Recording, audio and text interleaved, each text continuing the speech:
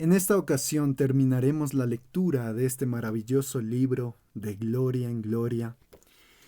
Y este capítulo se titula La motivación del Evangelio. He procurado demostrar que el Evangelio es esencial para la santificación progresiva del creyente. Es lamentable que haya muchos creyentes que no han sido instruidos de esa manera y muchos otros que parecen haberlo olvidado. Muchos nos acostumbramos con el paso del tiempo a ser cristianos y a dar por sentado lo que tenemos en Cristo. Poco a poco comenzamos a experimentar una especie de adormecimiento en el alma que afecta profundamente nuestras vidas cristianas. Esa actitud se hará evidente tanto en nuestra vida de santidad como en nuestra utilidad en el reino de Dios. La pregunta es, ¿cómo podemos volver a despertar nuestras almas cuando estamos sufriendo este tipo de calambre espiritual? Algunas iglesias tratan de resolver este problema exponiendo a sus miembros una euforia permanente a través de actividades y experiencias nuevas todo el tiempo, pero esa actividad frenética no producirá verdadero crecimiento, sino que más bien lo entorpece.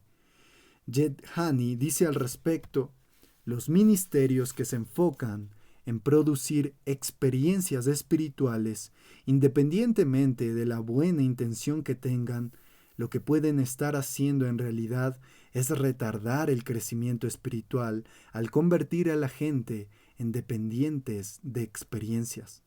Lo que en realidad necesitamos es volver a contemplar a Cristo en el Evangelio una y otra vez, volver a colocarlo en el centro de nuestros afectos y admiración. Eso es justamente lo que Pablo expresa en uno de los pasajes más conocidos del Nuevo Testamento, segunda de Corintios 5, 14 y 15, porque el amor de Cristo nos constriñe, pensando esto, que si uno murió por todos, luego todos murieron, y por todos murió, para que los que viven ya no vivan para sí, sino para aquel que murió y resucitó por ellos. La palabra griega que se traduce como constreñir significa literalmente encerrar, como se encierra entre paredes el agua de una presa para dirigirla hacia un lugar específico. Otras versiones lo traducen: el amor de Cristo nos obliga, porque el amor de Cristo nos apremia. El amor de Cristo se ha apoderado de nosotros. Las palabras de Pablo nos demuestran que se siente completamente abrumado y sobrecogido por el amor de Cristo. Alguien ha parafraseado el texto de esta manera: si en algún momento me siento tentado a pensar primero en mi propio bienestar, el amor de Cristo en la cruz atrapa mi corazón y me libera de mí mismo para que pueda servir a otros. Si alguna vez uso mi sufrimiento como una excusa para bajar la velocidad o para echarme atrás por completo, la disposición voluntaria de Cristo a sufrir la ira de Dios en mi lugar enciende una llama en mi alma que ninguna cantidad de bienes de este mundo o promesas de alabanza humana pueden extinguir. Es de notar que Pablo no dice que el amor de Cristo lo constreñía o apremiaba únicamente a él. Por el contrario, lo que el apóstol dice en el texto es que el amor de Cristo nos constriñe a todos los que hemos sido beneficiarios de ese amor.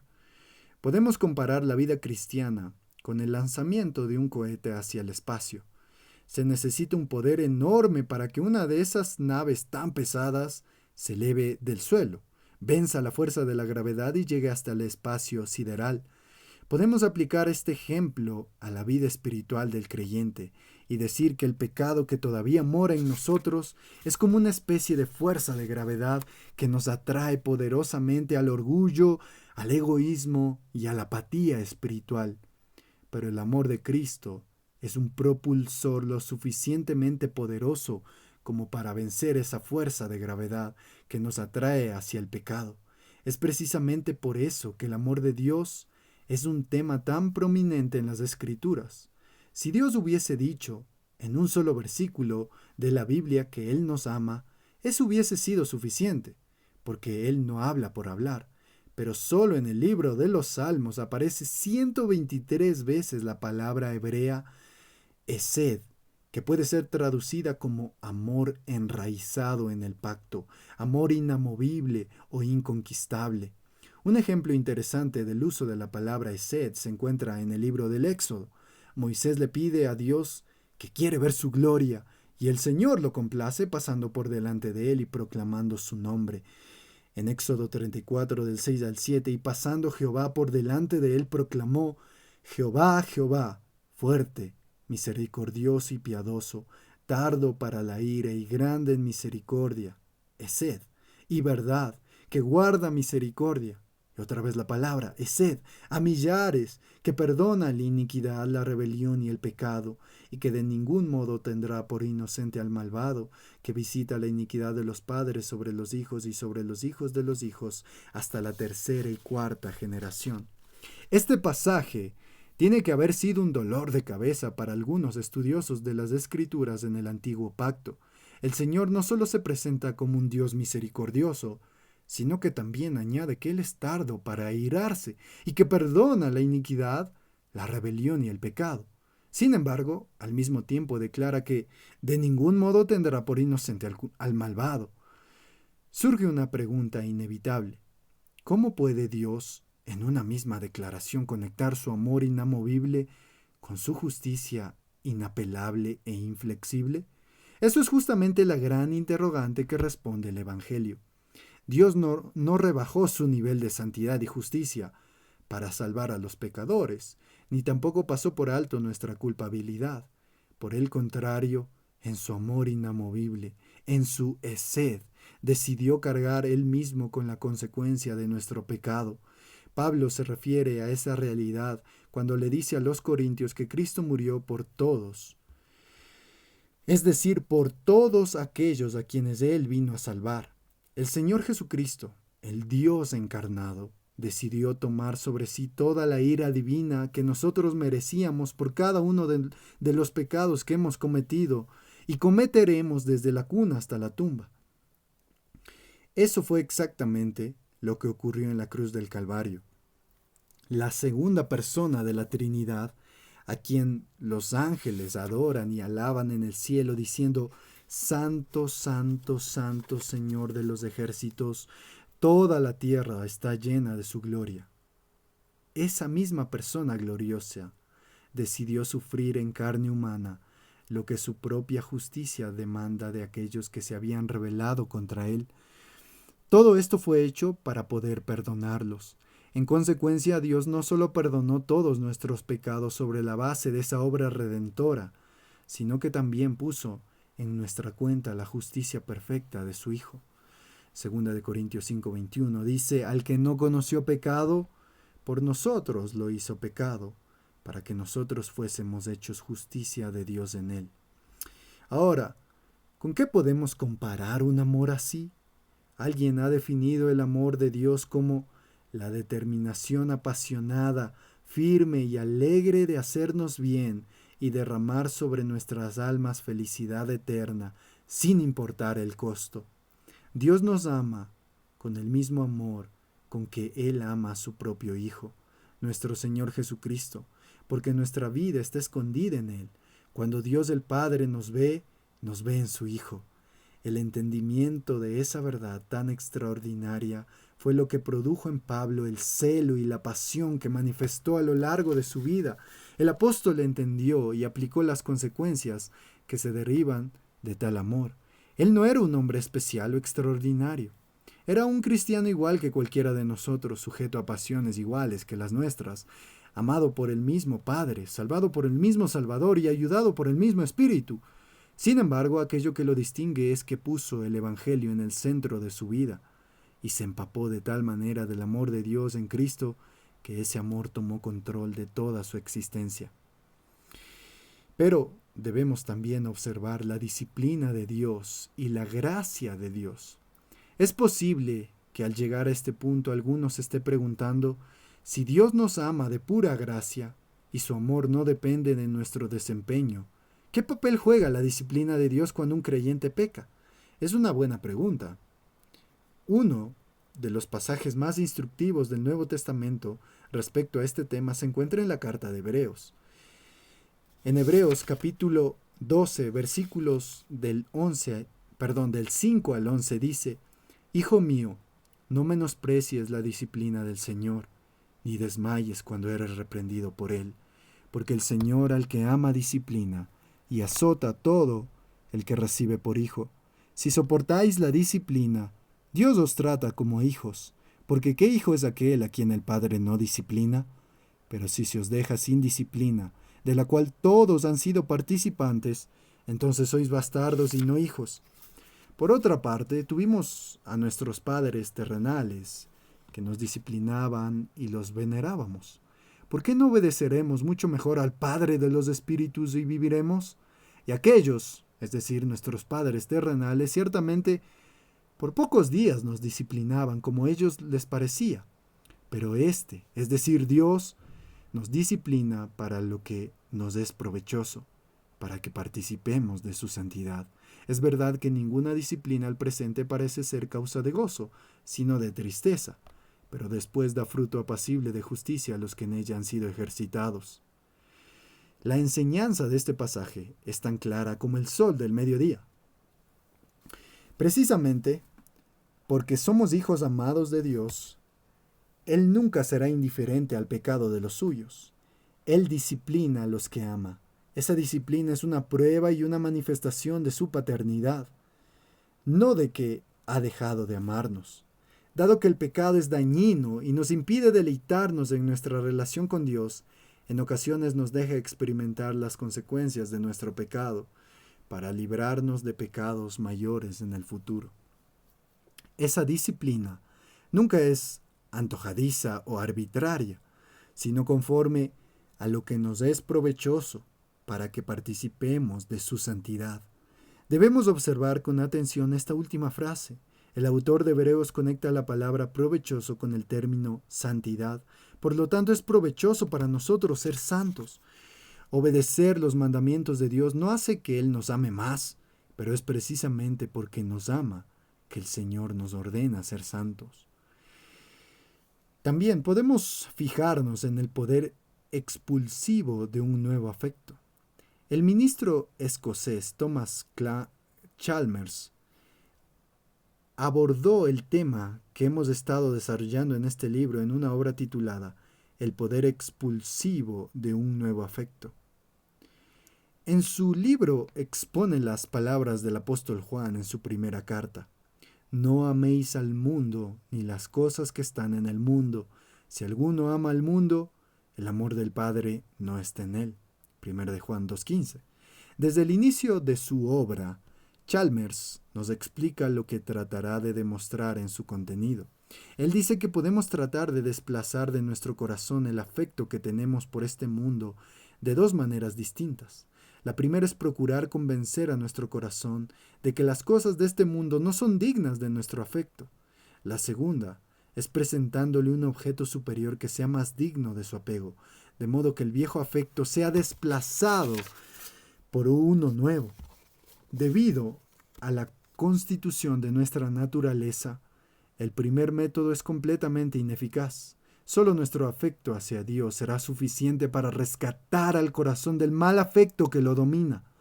Cuando el amor de Dios cautiva nuestro corazón, entonces podemos luchar eficazmente contra los otros amores que pretenden competir con Él. Es el amor de Dios por nosotros lo que motiva nuestro amor por Él y nos cautiva. Nosotros le amamos a Él porque Él nos amó primero. Ese amor se manifiesta en la cruz, donde Cristo sufrió el infierno por nosotros, al recibir sobre sí la ira divina que justamente merecemos por nuestros pecados. Como bien lo explica Bryan Chapell, debemos desplazar el amor al pecado con un amor superior. Nuestros amores descarriados le dan poder al pecado en nuestro corazón. Son reemplazados por el amor a Cristo que aumenta cuando nos exponemos a su gracia y a la explicación de ésta de una forma completa, regular, sensible y poderosa. Que el Señor abra nuestros ojos para que veamos cada vez más claramente la gloria de nuestro Salvador y su amor manifestado en el Evangelio, hasta que nuestros corazones ardan de pasión por Él.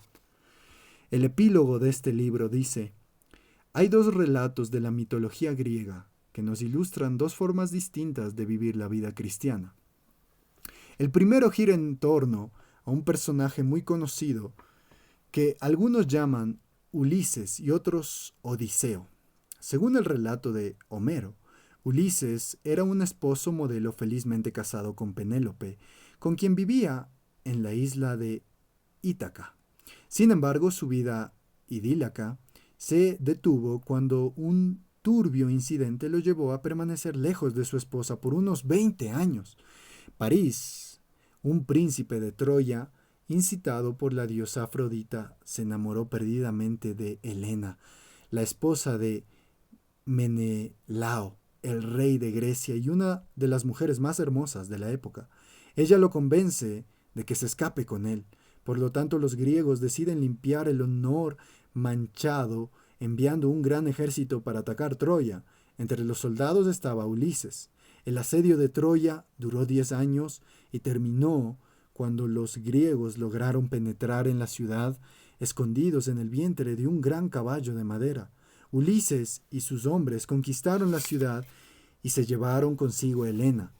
Pero el viaje de regreso, que también duró otros 10 años, resultó ser más peligroso que la guerra misma contra los troyanos. Uno de los momentos más peligrosos de la travesía fue cuando tuvieron que bordear la isla de las sirenas.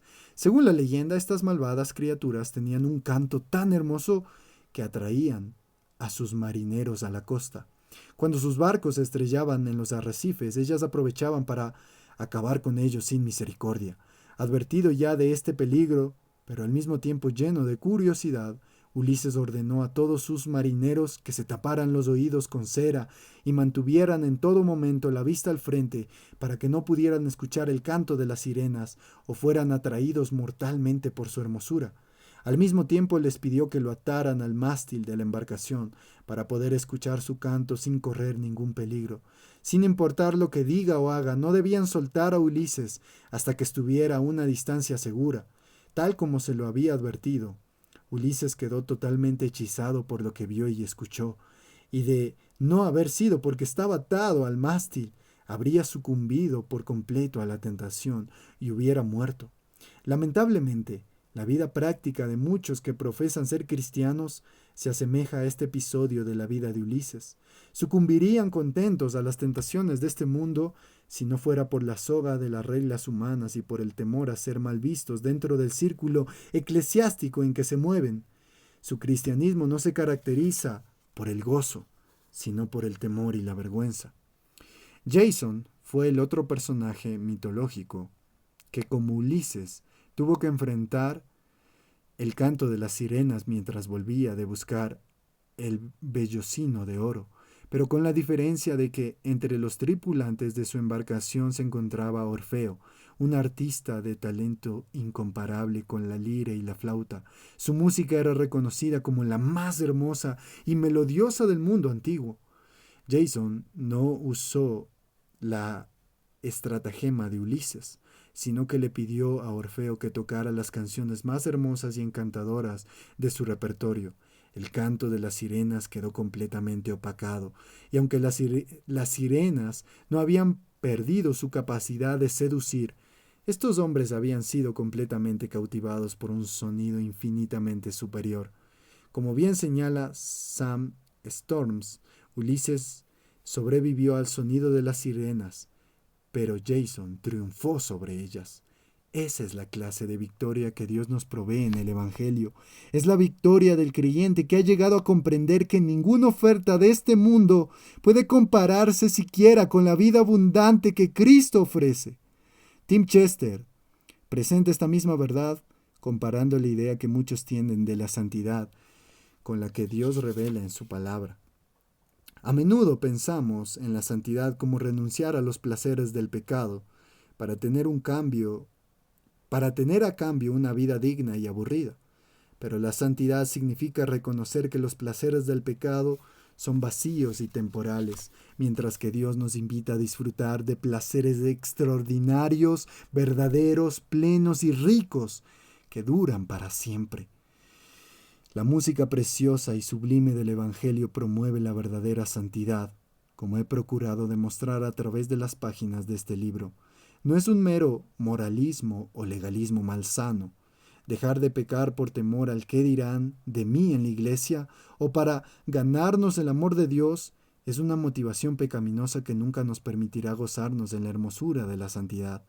Pero Dios nos ha provisto en el Evangelio los recursos que necesitamos para continuar corriendo nuestra carrera con los ojos puestos en Jesús, quien es el autor y consumador de la fe. Es mi oración que a Dios le plazca usar este trabajo, con sus limitaciones y debilidades, para que algunos puedan adquirir una imagen más clara de la gloria de nuestro bendito Salvador, que se revela en el Evangelio, para que contemplando esa gloria continúen siendo transformados de gloria en la misma imagen, como por el Espíritu del Señor, que solo a Cristo el Señor sea toda la gloria, por todos los siglos de los siglos. Amén.